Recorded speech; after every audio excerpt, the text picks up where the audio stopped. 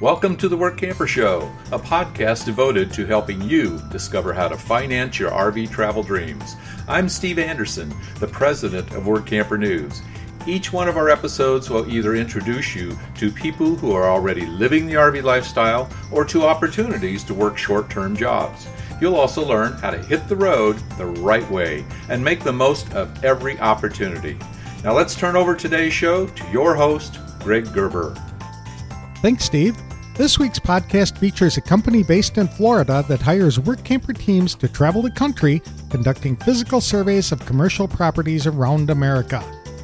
Today's show is sponsored by the Small Business RVer School. This new course from Workamper is specifically designed for entrepreneurs on the move and helps you build a business you can run anytime from anywhere.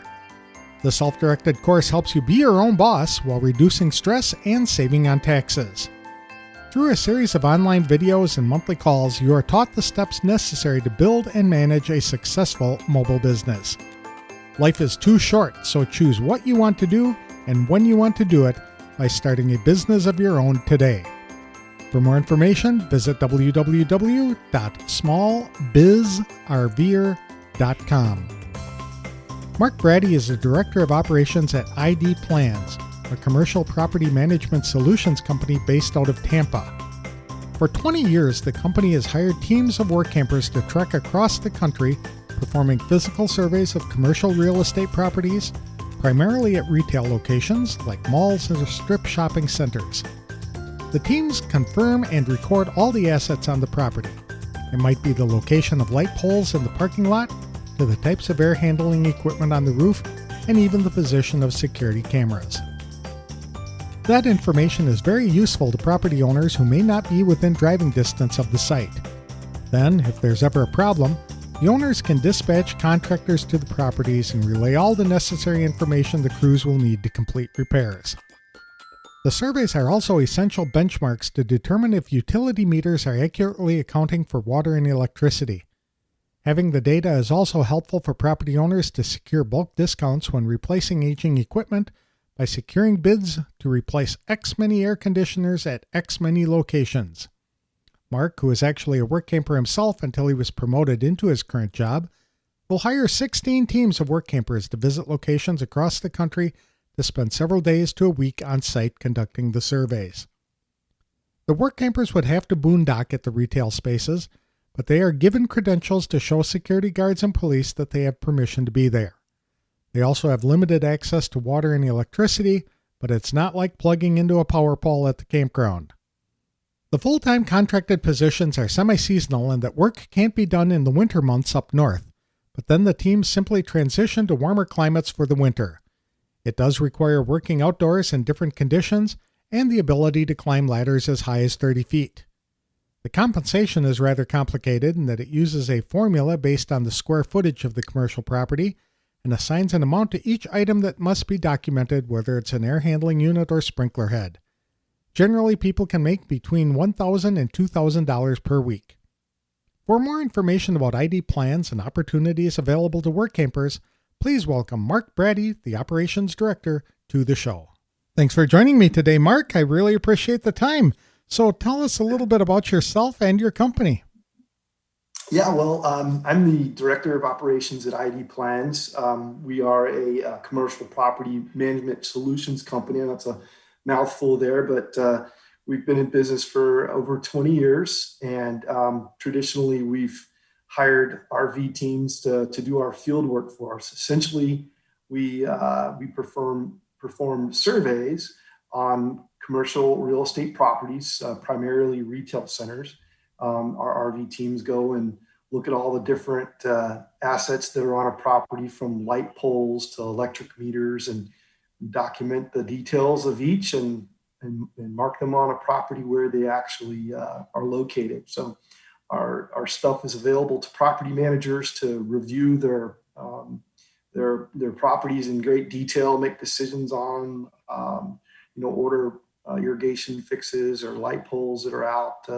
They can send their contractor in to get the work repaired. But that's essentially who we are and what we do. Okay, and you've been doing this for 20 years. And I understand now it's kind of new. You're going to start working with work campers. Yeah, it's something that we've done over the last few years. Actually, it's probably more than that. In my experience, I was actually a work camp for hire. That's how I got started with ID plans. But because our work is so detailed and it takes 3-4 days to complete, to the advantage of having someone in an RV parked on site while they do the work. It's makes for a great lifestyle if you love being full time on the road.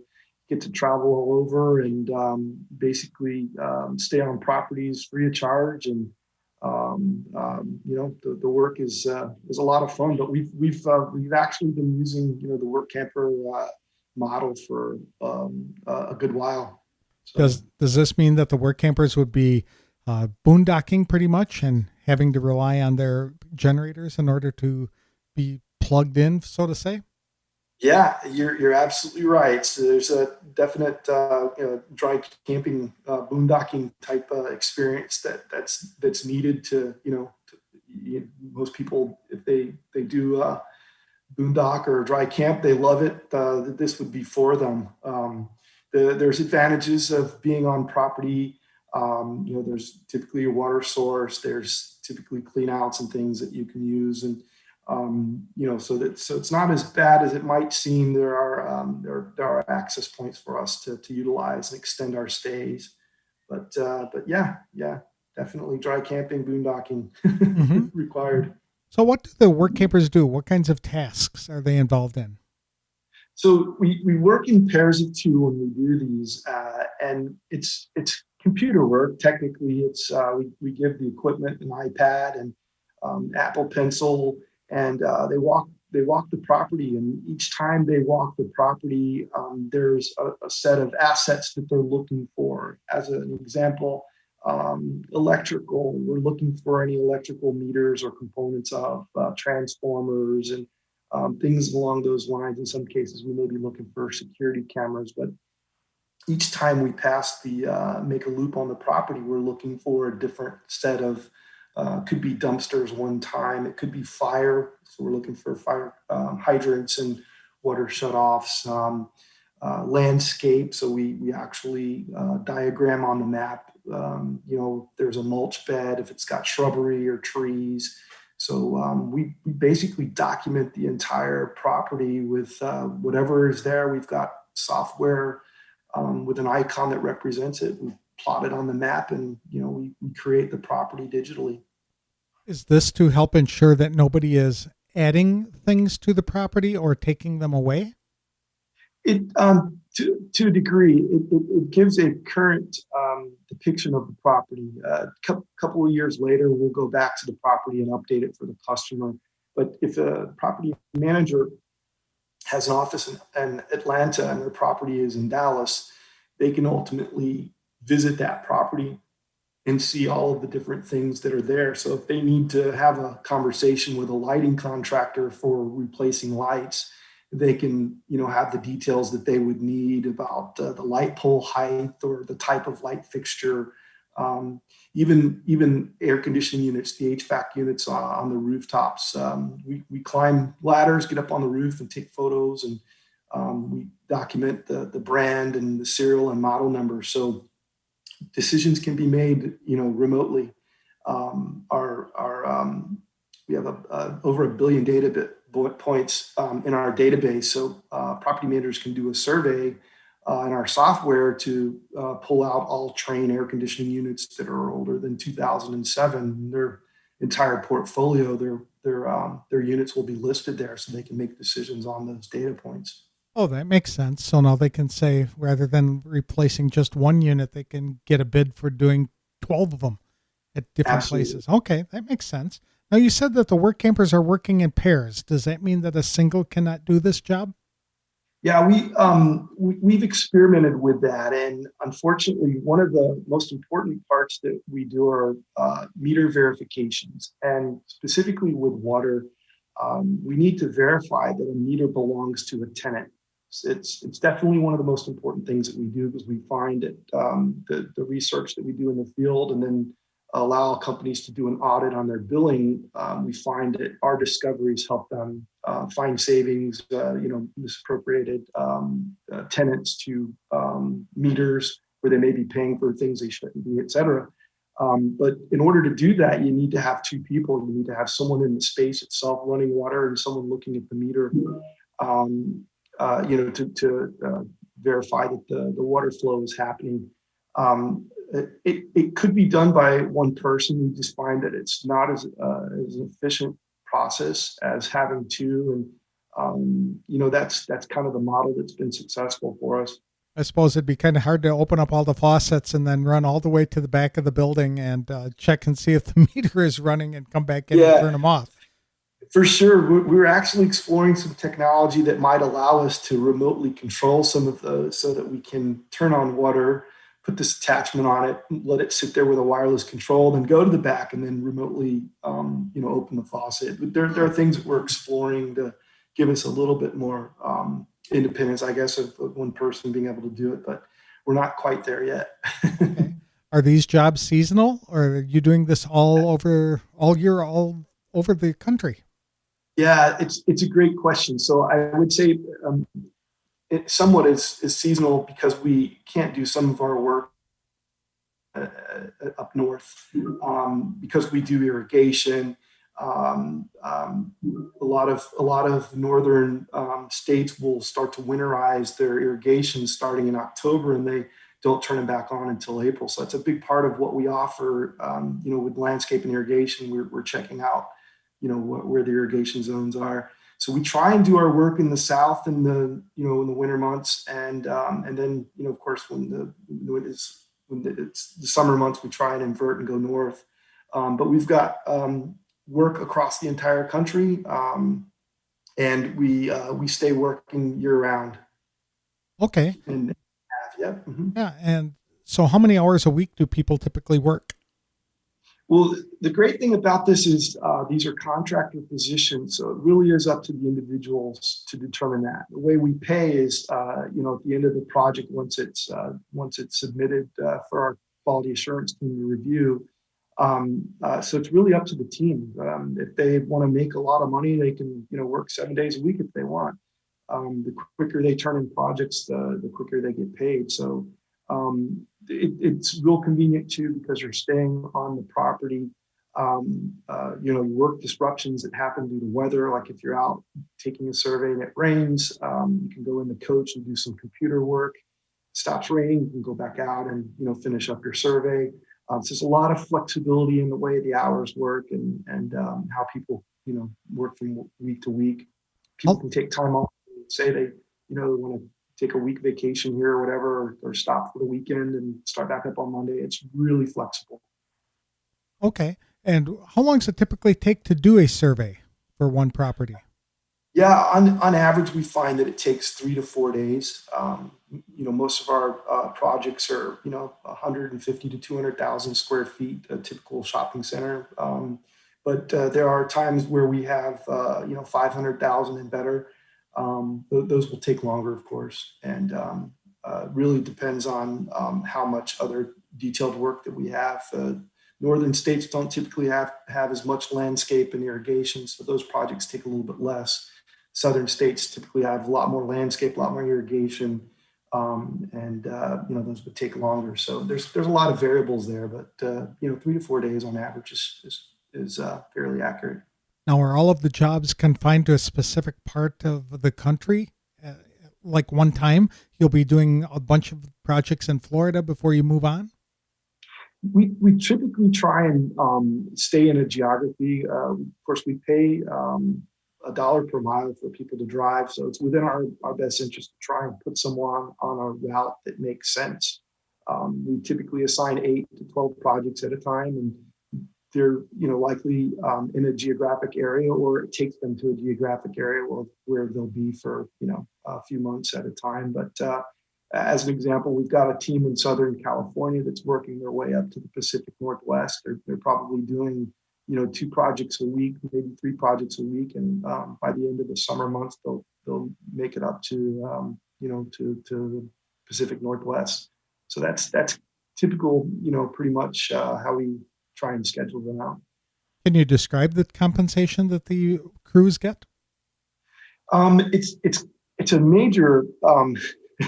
There's there's a lot of it's a formula that's based on a slide scale, and it's totally based on square footage of the project. There's built-in compensation where we think that it's a fair hourly rate that's built into the formula, as well as RV usage, generating usage, meal allowance, things like that. That's built into this formula, but it is totally based on square footage. And then we have some other ways that we pay out that are kind of hard to build into a formula to account for, like the number of HVAC units that are on a roof. We pay $1 for every one that's documented. Irrigation valve, we compensate for every one that's on the property. So in the instances where it's not going to be an average or whatever, where we feel like we need to compensate even per hour in some cases of doing parking lot pavement markings, we'll pay $15 an hour for all the hours associated with that task. But I would tell you that, we typically find that people that work this full time, they can make anywhere from $1,000 to $2,000 a week. Of course, we have some people that do much better than that because they do, they're more efficient, their work is accurate, and they move on. So typically when someone is interested in the job and we talk through compensation, we can show them the history of different types of workers so they can get an idea of where their compensation would fit into that. And then we also allow them set up a conversation so that they can talk to existing workers, and they can talk through, everything to kind of formulate their decision. Okay, that's fair enough. So you had mentioned that you've got like meal allowances. Are there any other perks that people can get with this kind of job? Yeah, not really. That's built into the payout. So we do pay $1 per mile. We feel like that's compensating for the miles wear and tear, but it's also compensating in some way the time that it takes to drive. But we are starting some other projects that are available. So it would be additional compensation for different type of work. It requires cross training into a different software offering. But yeah, it's pretty straightforward compensation per project, and mileage. Of course, we provide training, we provide equipment, and all the support someone needs to be successful.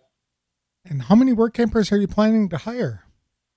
We are targeting. I think we just received permission to hire another 6.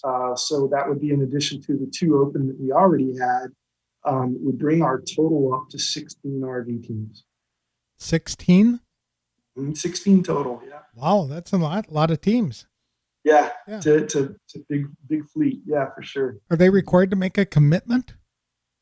Nope, absolutely not. They're independent contractors, so ideally, we're making a fairly decent investment in them. We have found traditionally that people start with us. They stay for until they decide to retire permanently. But we've got some people that work for us that have been here for, I think they're going on their 10th year, another couple that's on their 5th year. And my wife and I, we would still be out there, except there was an opportunity for me to get in the office and do the work. But the work is fantastic. People start it. They typically don't leave it. Yeah, it sounds like a pretty good compensation if it's $1,000 to $2,000 a week to do this stuff, and you can pretty much set your own hours and determine which region you want to be going to, I would imagine. Yeah, we have a logistics coordinator that schedules out. So everything that we do is based on a deadline and the geography, I guess, when we consider where we need to send people. But our logistics coordinator is very experienced in this and typically works with an RV team to find out if there are dates they need to be someplace by. And if we can, coordinate a route for them to get to the city they need to be in by the date, and we work it out. If not, we understand that they have to shut it down for a couple of weeks to go take care of something and then come back and carry on their route. But we try and be as flexible as possible and try and meet the deadlines. And we think a good balance, 16 teams should give us all the flexibility that we need and allow us to meet our responsibilities for deadlines. What traits or qualifications are you looking for in the teams? If people have experience mechanically, if they have some technical skills, iPad familiarity is good.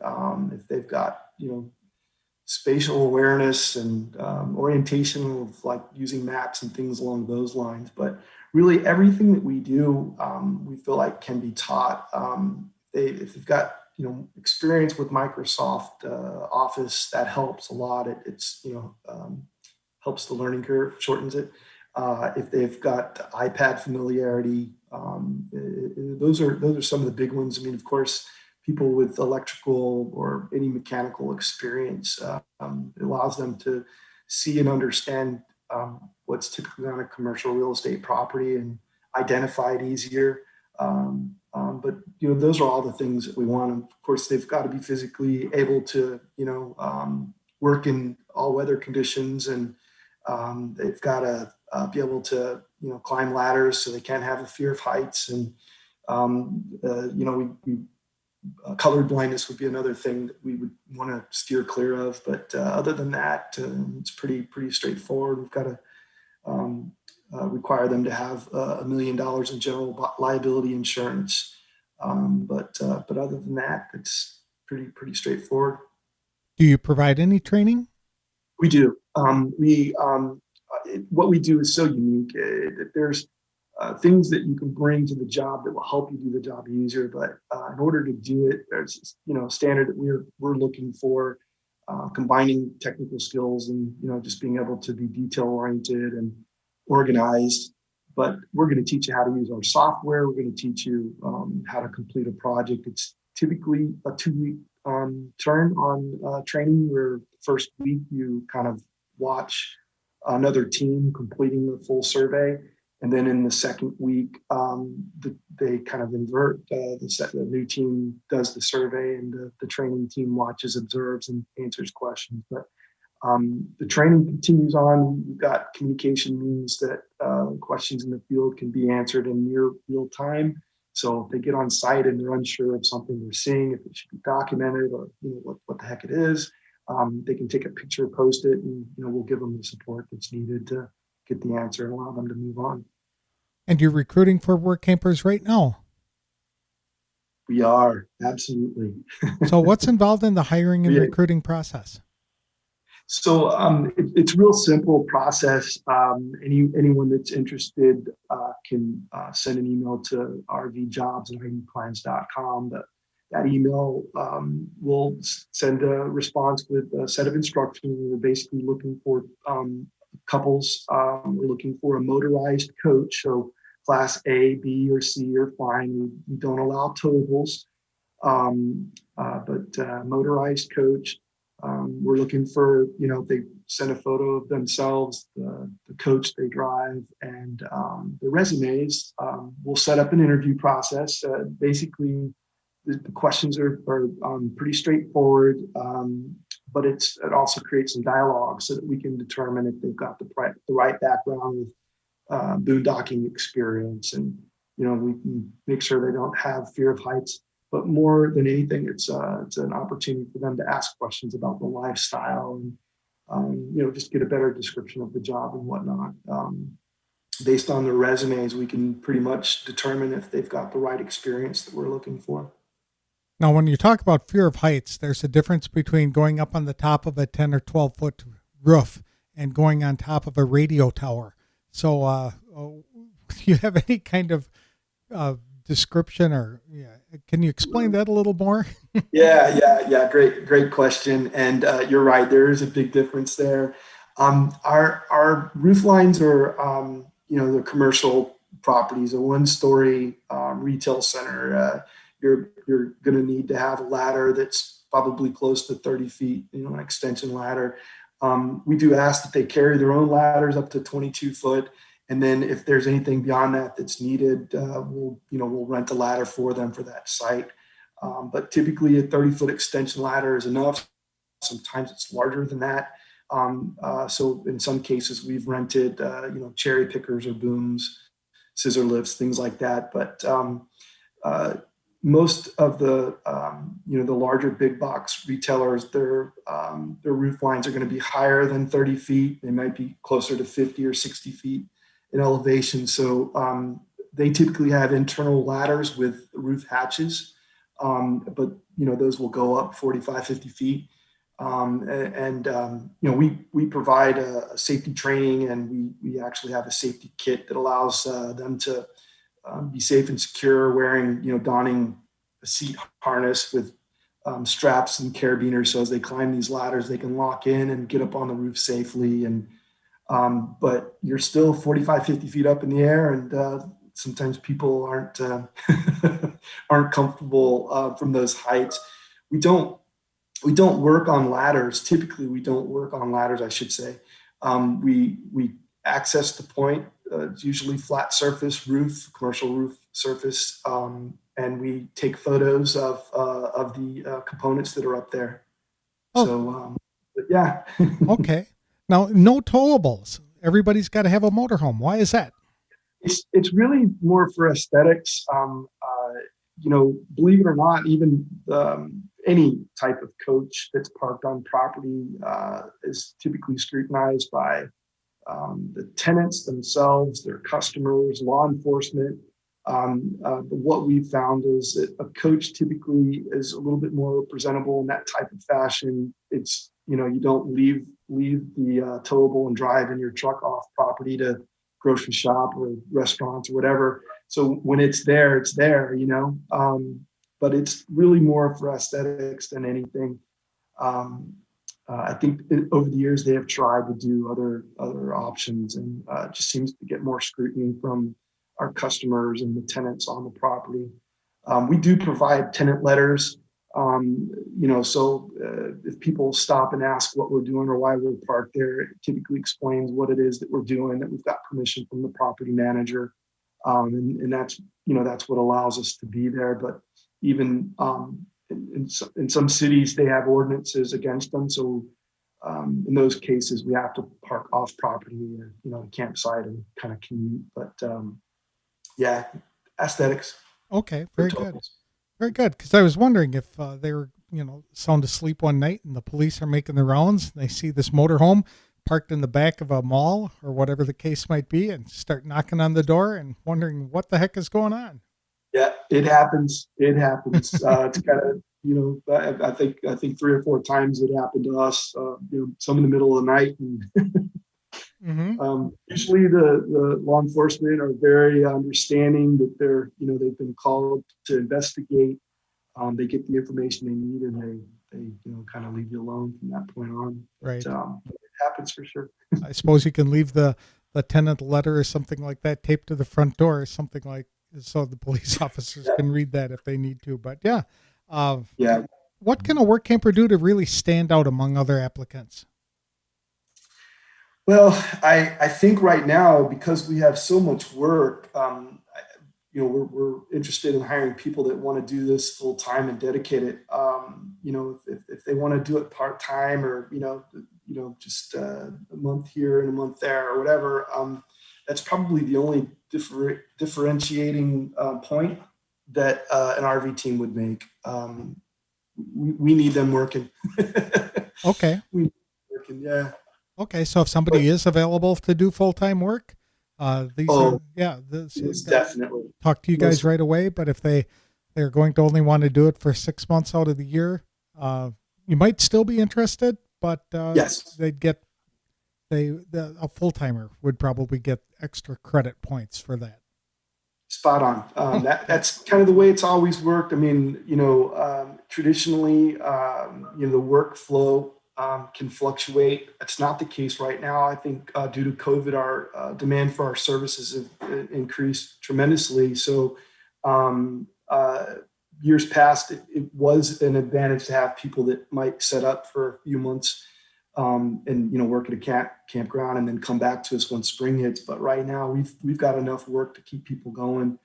So we would still consider someone that wants to do it on a part-time basis, but we're really anxious to get people that are they're wanting to do it full-time. Okay. One of the things that RVers like to do is they like to combine work with play. So is this a kind of a job where they can work 3 or 4 days on site doing a survey and then take 3 or 4 days off to spend some time touring the area before they move on to their next assignment? Yeah, absolutely. If you're turning in 1 to 2 projects a week, that's still going to afford you enough time to take 3-4 days to explore the area. It truly is. My wife and I took advantage of that whenever we wanted to explore an area.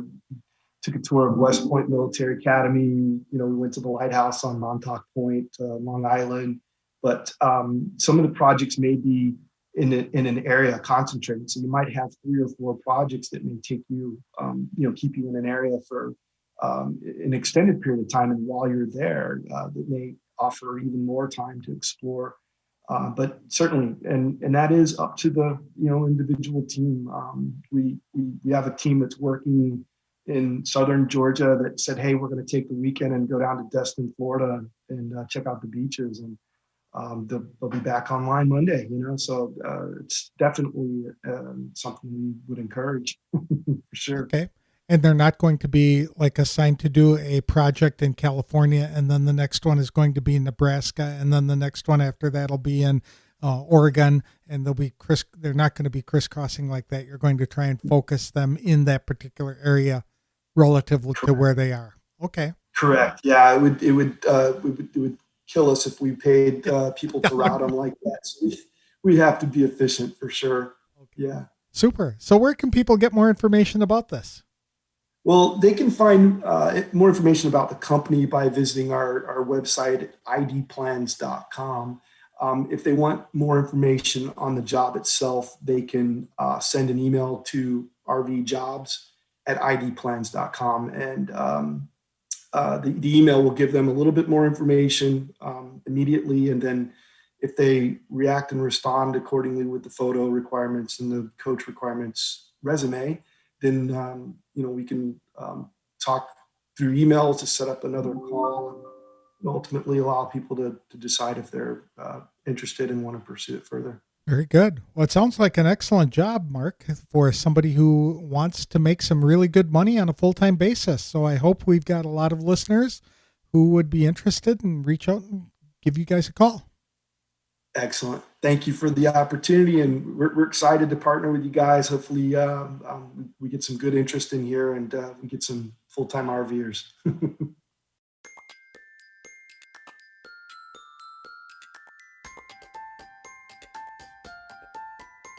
I really appreciate Mark Braddy coming on the show to talk about this very unique full-time opportunity with ID Plans for couples to make some really good money by performing physical surveys of commercial properties around America. Couples are sought for the work because the surveys require one person to turn on faucets and flip switches inside a building so that someone outside can test whether meters and cameras are working. People must have a motorhome for this assignment because most of the commercial properties won't allow a travel trailer or fifth wheel to be set up on site for aesthetic reasons, but a motorhome can be conspicuously tucked away behind a building. There is flexibility in that work campers can take time to play in an area before they move on to the next property, and Mark does his best to keep the surveys confined to a relatively close area. Because the company is paying $1 per mile to travel from property to property, Mark is not going to have teams moving from one state to another only to swing back a few weeks later. He'll assign teams to survey 8 to 12 properties within a geographic region so work campers can plan where they'll be for several months at a time. Like he noted, one team is working its way up the Pacific coast from California to Washington while completing 2 projects a week. I like that ID Plans will work with work campers to create a route for them to travel if they want to be in a specific location by a specific date. Work campers need some technical skills to do the work, but training is provided to show people what to evaluate and how to document it using iPads and specific software. So if you're detail-oriented, well-organized, have some electrical and mechanical experience, aren't afraid of heights, like working outdoors, and are looking for full-time work, this is probably one of the most lucrative work camping jobs available today. For more information about ID plans and the opportunities available to work campers, visit www.idplans.com. Then, when you're ready to apply, shoot Mark Braddy an email at jobs@idplans.com. Today's episode is sponsored by Workamper News. With its Diamond and Platinum membership tools, Workamper News is much more than a job listing website.